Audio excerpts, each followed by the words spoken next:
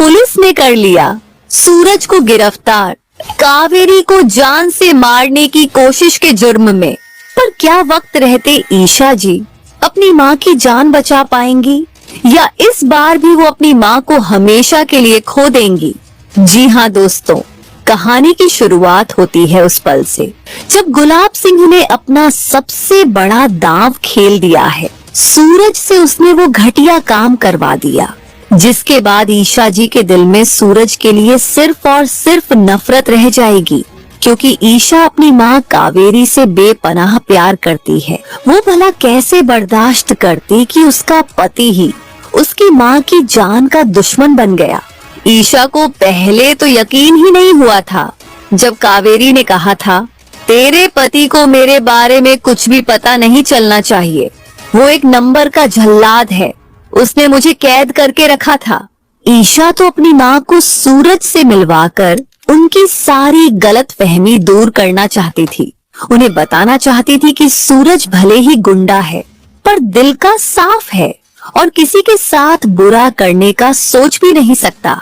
लेकिन गुलाब सिंह के होते हुए सूरज ईशा का भरोसा कैसे जीत पाता? गुलाब सिंह जो कब से यही चाहता था कि किसी तरह सूरज को ईशा की जिंदगी से निकाल दे और ईशा को वापस गुलाब हवेली ले आए। अब जब उसका प्लान कामयाब हो रहा है तो उसे कौन रोक सकता है? गुलाब सिंह ने सूरज को पहले ही भड़का दिया था। वो पागल औरत भाग चुकी है, मुझे उससे खतरा है, बिंदिया भी गायब है, दोनों मेरे लिए खतरनाक हो सकती हैं।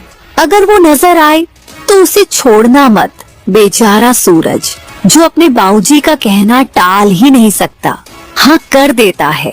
और जब कावेरी शिवजी का त्रिशूल लेकर गुलाब सिंह की तरफ बढ़ती है तो सूरज उसे रोकने की कोशिश करता है, लेकिन बाबूजी की जान बचाने के चक्कर में उससे हो जाता है एक ऐसा गुनाह जो शायद जिंदगी भर उसे ईशा की नफरत का हकदार बना देगा। सूरज बंदूक चला देता है, गोली सीधा लगती है कावेरी को और वो गंभीर रूप से घायल हो जाती है। ईशा ने पूरी कोशिश की थी, सूरज को जोर से आवाज दी थी, लेकिन मंदिर की घंटियों का शोर सब कुछ दबा देता है। सूरज को कुछ सुनाई नहीं देता और वो गोली चला देता है। ईशा चीख पड़ती है, तुम गुंडे थे और हमेशा गुंडे ही रहोगे। मैं ही बेवकूफ थी जो तुम पर भरोसा किया। ये मेरी माँ है सूरज, मेरी माँ। ये लफ्ज सुनकर सूरज सन्न रह जाता है, मानो वक्त वहीं थम गया हो। अब ईशा को सूरज का चेहरा तक देखना मंजूर नहीं। तभी पुलिस वहां पहुंच जाती है और ध्यान रहे, ईशा ने पुलिस को नहीं बुलाया था। तो समझ जाओ दोस्तों, ये सब गुलाब सिंह का ही खेल है। पुलिस को उसने ही सूचना दी थी।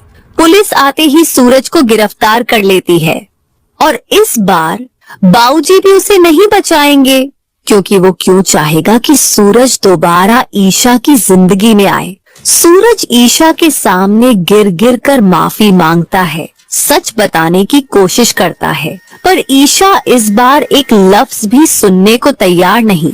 उसे सिर्फ अपनी माँ की फिक्र है। वो तुरंत एम्बुलेंस को फोन करती है और कुछ ही पल में एम्बुलेंस वहां पहुंच जाती है। ईशा अपनी माँ को स्ट्रेचर पर लिटाकर एम्बुलेंस में डाल देती है। एक तरफ ईशा अपनी माँ की जान बचाने के लिए अस्पताल की तरफ दौड़ रही है और दूसरी तरफ सूरज को पुलिस जीप में डालकर थाने ले जाया जा रहा है और शायद यहीं से इन दोनों के रास्ते हमेशा के लिए अलग हो जाएंगे। पर दोस्तों, क्या ईशा जी के सामने कभी पूरा सच आएगा? क्या सूरज खुद को बेकसूर साबित कर पाएगा? क्या वो दोबारा ईशा का भरोसा जीत पाएगा? अगर आप भी चाहते हो कि ईशा जी सूरज को माफ कर दे तो कमेंट करो, ईशा जी प्लीज सूरज को माफ कर दो। और हाँ, वीडियो को लाइक करना और चैनल को सब्सक्राइब करना मत भूलना।